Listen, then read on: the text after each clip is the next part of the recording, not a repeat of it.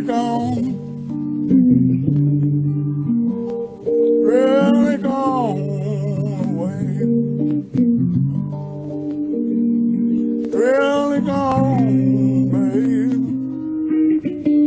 But how long will I be? Detroit may be known for Motown, but these days, it's got the blues.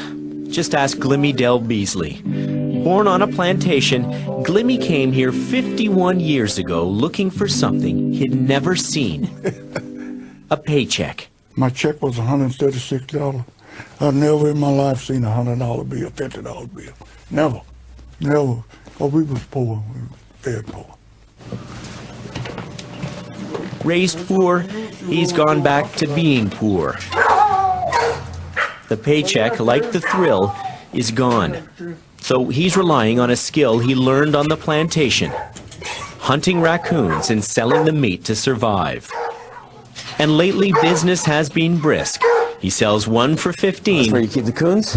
Two for $25. You got a freezer full of them. I had 100 coons, and that's what I got left. So. You did pretty good. Yeah, done real good. Simply put, as bad as the economy is in America today, it's worse in Detroit. How bad? As I would discover, worse than you can imagine. As the big three automakers slash jobs, unemployment has climbed to 22%. Once home to 2 million people, only 800,000 are left in Detroit. That one's boarded up right there. This one coming up down here is wide open. Those downward forces have combined to create one growth industry: foreclosures. Here's a foreclosure right here. Here's a foreclosure right here. Mike Shannon sells foreclosed homes in Detroit. This neighborhood, look at, you can see the bushes. There's been a lot of, the people kept the houses up really nice. And it was rare that you'd ever see a house sell less than $100,000 in this neighborhood. And right now, you can purchase homes in here for $5,000 or $10,000. And as I learned, that isn't bad. Median home price in Detroit, less than $6,000 and sinking as foreclosures flood the market. Tapes this notice to the door. They come back over and evict the people. Right. Everything they own in the house will be placed out at the curb, and in 24 hours, a truck will come and take it away, and it's gone. How far can the market fall? Well, take a look. This is what happens to an economy in a prolonged death spiral. Homes are foreclosed, then abandoned. Then come the looters. Countertops been taken. Countertops been taken. Anything of any value, whatever was in here. Back door's gone, windows Sink, gone. windows, gone. Ceiling's completely collapsed. And if it doesn't sell at $500, then it's going to go down to $499. It'll go down to $300, $250, $1. You think it's possible that this house could sell for $1? Yes. It's very possible. And there are houses going for $1 in Detroit.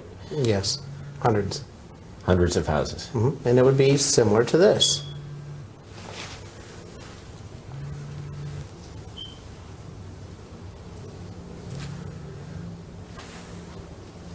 I don't even know if it's a deal for $1. Mike says out-of-state buyers are snapping up homes here in bulk, turning them into rental properties, keeping these neighborhoods on life support, waiting for the stimulus to stimulate. And if it doesn't, this happens. Neighborhoods die.